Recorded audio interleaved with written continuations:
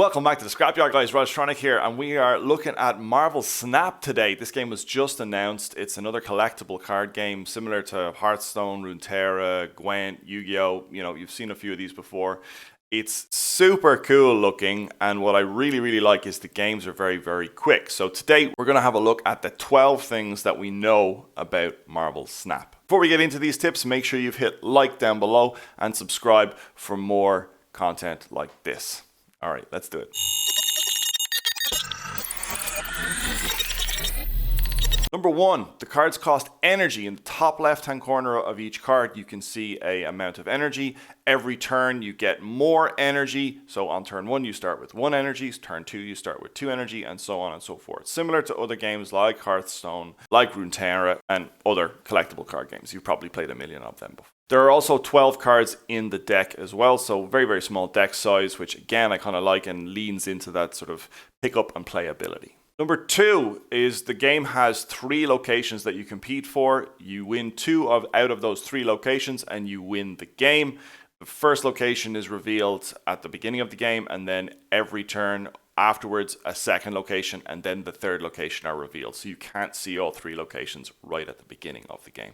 Number 3, how do you actually win the game then? You add power to those locations, and your cards have power located in the top right hand corner of the card. So you'll play a card like Iron Man, like Hulk, and in the top right hand corner you have a certain power level. I know Hulk has like 11 power, so obviously the more power you have on the location, bigger the chance you have of winning that location, and you're one step closer to getting that 2 out of 3.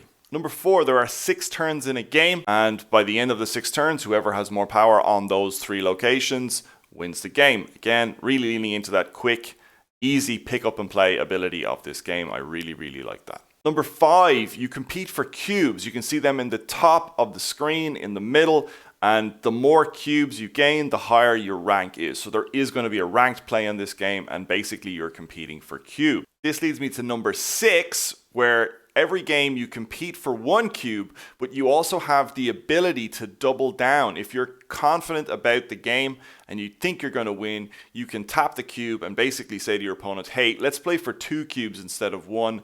And your opponent then has to think either you're super confident that you're going to win, or you're bluffing and you want them to retreat. So they might get afraid and say, actually, do you know what? I quit the game. I don't want to compete for 2 cubes. Number 7, you have on your locations, you can only play 4 cards on locations.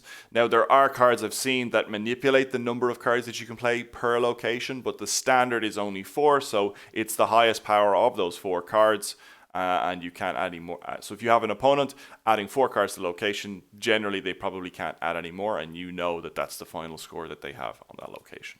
Number 8 is this game is coming out on mobile, but it's also coming out on PC as well, which is very cool. I'm really appreciative of that. Obviously, you want to be able to play this game on the go, but sometimes you might just want to sit down. I might want to make content on this or stream it, so it'll be big news to have it on PC as well. Number 9, the big question is, when is the closed beta starting? As of this recording on the 22nd of May, the best information we have is that it's coming out in the next 1 to 2 weeks. So I'll leave a link down below. Make sure you go sign up for the closed beta. Hopefully you'll get access.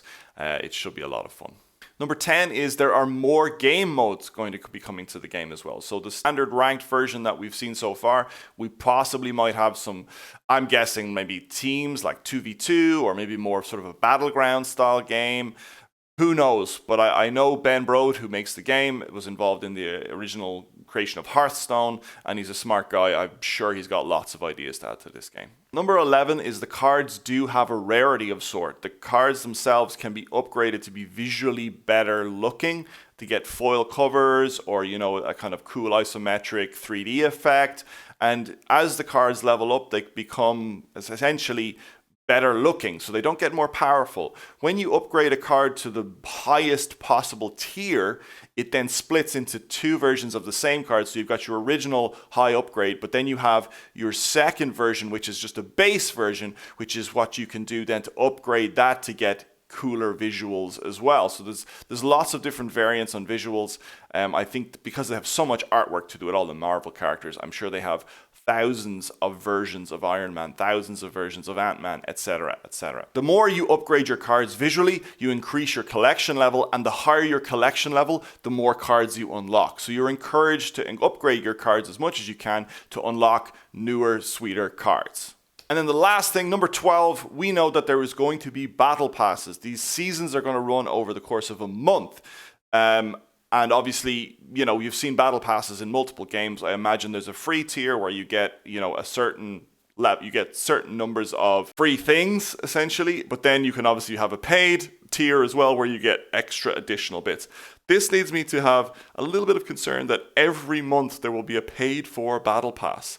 That could get expensive very quick. If it was $5 or euro a month, that's $60, €60 extra you're spending a year on this game. This is pure speculation on my behalf, but you never know. We're going to get more information as time goes by. Hopefully all this will become clear in time, but I'm a little bit concerned about monthly battle passes. Hopefully you can earn enough in a previous battle pass to potentially have the next battle pass be free.